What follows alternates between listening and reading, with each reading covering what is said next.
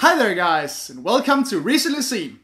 Now I've seen a lot of movies since last time I made a video, but thanks to my exams I haven't really had the time to talk about any of them. However, there is one movie I want to talk about in particular, that being the long-awaited return of the king of the monsters himself, Godzilla.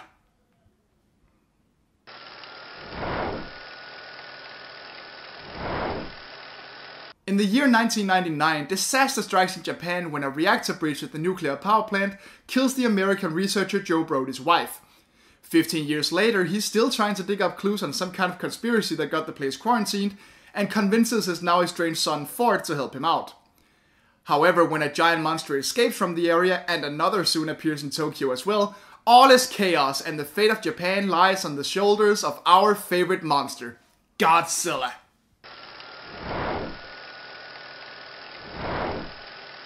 Well, what can I say? It's freaking Godzilla! And to me personally, it's just great to get to see him on the big screen at all, since, aside from the disastrous Roland Emmerich version, this is the first time that's happened in my lifetime. And by God does this Godzilla deserve the big screen, because big is the key word here. Everything is big! The monsters, the scale of the destruction, the build-up, the battles, everything roars with just as much power as the big G himself and demands your attention. This movie is an absolute visual feast, and it does not ignore what makes Godzilla the beloved character he is, like Roland Emmerich's version did. On the casting side of things, I really do love the casting choices made in this.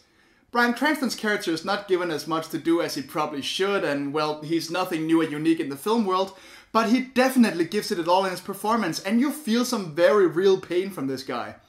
And casting Ken Watanabe as this movie's version of Dr. Serizawa, possibly an ancestor of the original, is just a stroke of genius. He manages to encapture not just the awe at the sight of these giant monsters, but also the love that fans have given Godzilla all through the ages, simply in his faith that Godzilla will save us all from the overworldly threats.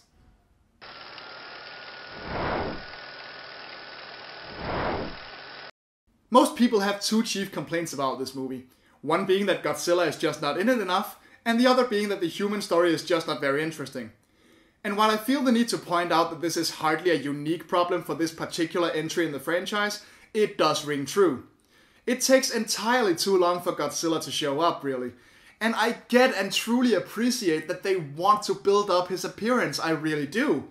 But it keeps going for way too long, and it frankly cheats us out of his first real appearance and forces us to wait till the battle at the end.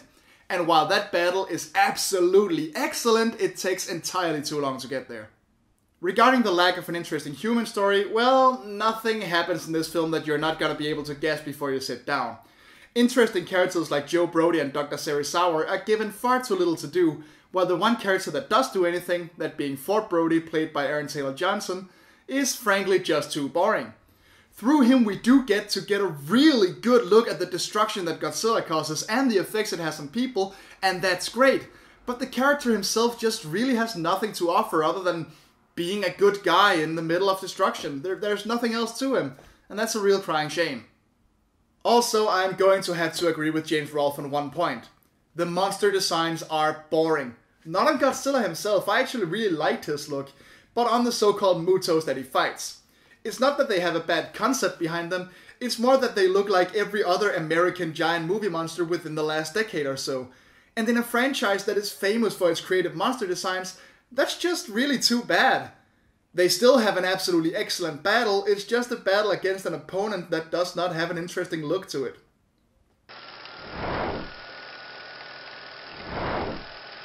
All in all, this new movie marks a truly triumphant return for the giant monster that we all know and love.